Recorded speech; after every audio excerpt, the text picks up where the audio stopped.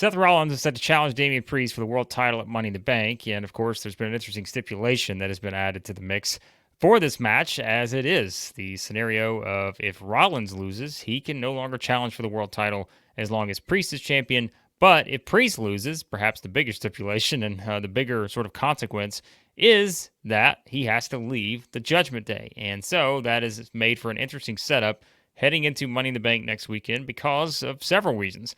For one, if you look at it, we know that Priest's title reign has been something that people have looked closely at here to see exactly whether Damian Priest has been able to step into, the world title holder type role and really thrive. We've seen Raw ratings and such do pretty well with Damian Priest and the involvement of someone else we're about to talk about. But you look at kind of the way it sets up here, and this would be sort of a huge win for Damian Priest to be able to beat the former champion, Seth Rollins, who, of course, he did not beat at WrestleMania. He cashed in on Drew McIntyre.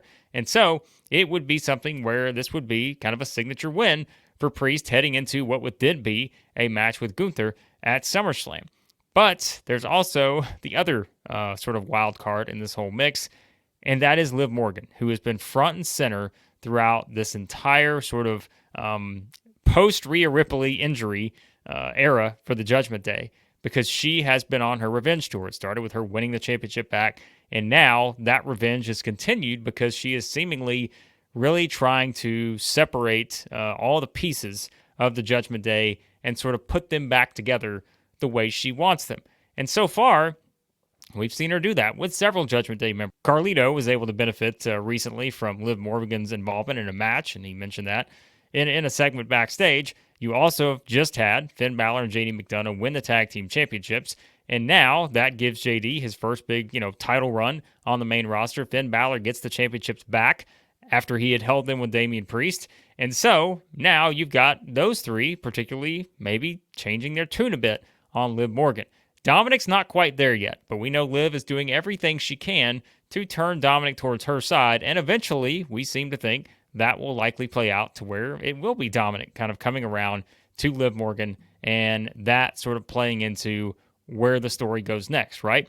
And so I think if you look at it that way, there's only one person left who is the person who has kind of stayed the same through all of this, and that is Damian Priest, as he has sort of been the outlier in trying to make sure that they shut down this whole thing with Liv Morgan, and yet, what? It continues. It's not been shut down.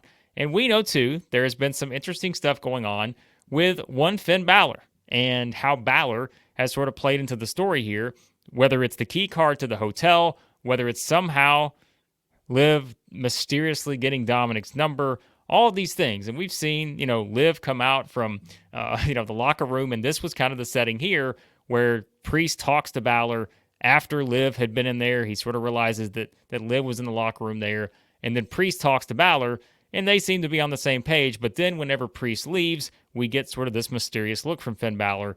And so it's all sort of coming together now.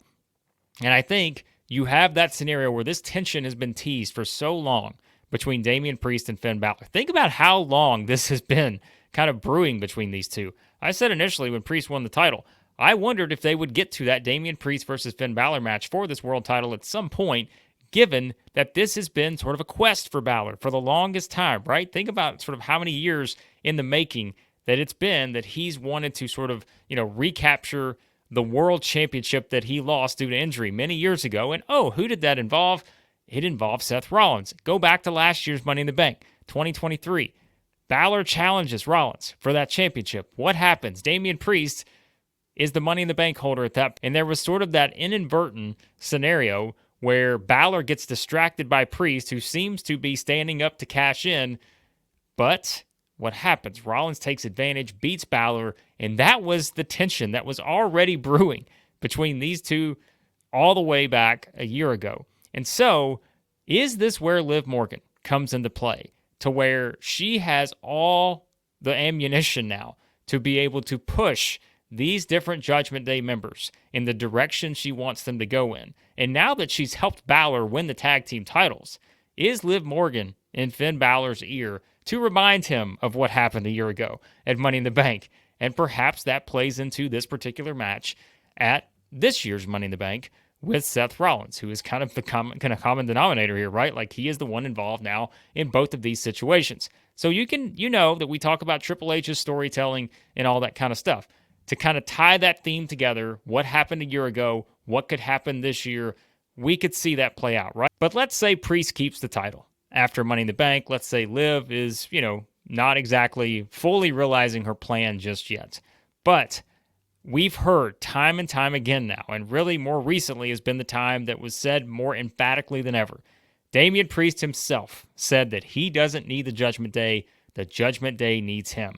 And like I said, if you want to talk about Liv Morgan being the person who's stirring the pot here, she will undoubtedly remind everyone else that she started to turn towards her favor of that particular line. And I think that's going to be the one that comes back to haunt Damian Priest, because whether it's at Money in the Bank, whether it's at SummerSlam, or whether it's beyond that, you have to believe that Liv Morgan now kind of inserting herself into the main sort of featured role here in the Judgment Day is what we're heading towards. And it really is all about her eventually getting Dominik to turn and whether she can do that, right? Because we know Dominik's loyalty to Mommy, to Rhea Ripley.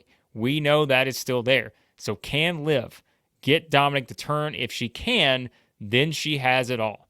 Because Damian Priest clearly is too far in the opposite direction. They're not going to turn him. He's going to be the one that's out of the group. At least that's our prediction, right? Everyone seems to think that that's going to be where we go. Damian Priest gets the big babyface run at some point. He's out of the group. This is sort of Liv's version of the group. And as always, when it comes to WWE, you got to break a group up to be able to get them back together at some point in the future, right? Just as we're going to see with the Bloodline, although it's a completely different story. But you get my point, is that this could be something where you have Damian Priest, who is still hard set on the fact that what Liv Morgan did to Rhea Ripley cannot be forgiven. Like, he is still on the side of Rhea Ripley, but yet all these other members are almost forgetting what happened between Liv Morgan and Rhea, and now Rhea is out of the picture, and yet they are just going along and letting Liv Morgan sort of just, kind of string them along here and do exactly what she wants.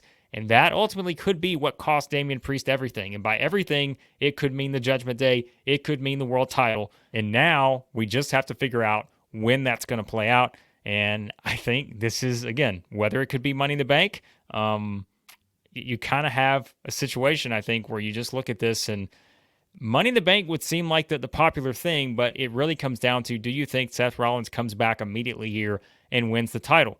And I think that's the big question.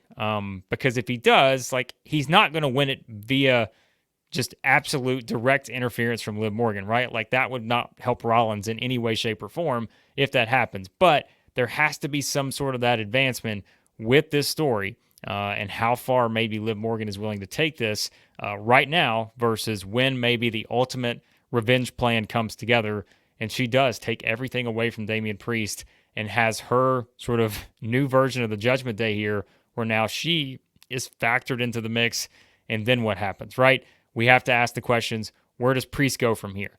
And when Rhea Ripley returns, what is going to happen? Because just like we've mentioned in other videos with Roman Reigns, when he gets the big return with the Bloodline, when Rhea Ripley gets the big return for the Judgment Day, and wherever they're at that point, which we know will likely involve Liv Morgan, in some way, shape, or form, and maybe, Dominik has to stand there and take the punishment for whatever has happened to that point. That is going to be a monumental moment just based on everything that they built into the storyline. And like I said, it seems like whether there is some sort of little, partnership between Liv Morgan and Finn Balor or whatever's brewing behind Damian Priest's back, that's going to ultimately be what costs him everything that has sort of allowed him to get to that point, being kind of the leader of the Judgment Day, kind of being the person that's front and center. That has led to him being a world champion. And now he could both lose the Judgment Day and lose that world title. Even if he says he doesn't need the Judgment Day, it's a big change, and it all could be because of what Liv Morgan has cooking here as we move forward towards Money in the Bank and then towards SummerSlam. But as always, I'd love to know what you guys think. How do you think this thing plays out with the Judgment Day, Damian Priest, Liv Morgan? Where do we go from here? Is it as simple as somehow the Judgment Day, whether it's Morgan, whether it's Balor, how does it happen? Do they somehow cost him the championship at Money in the Bank. Do we see another scenario where that doesn't happen until SummerSlam? Or what do you think is going to happen? Always enjoy the feedback, guys.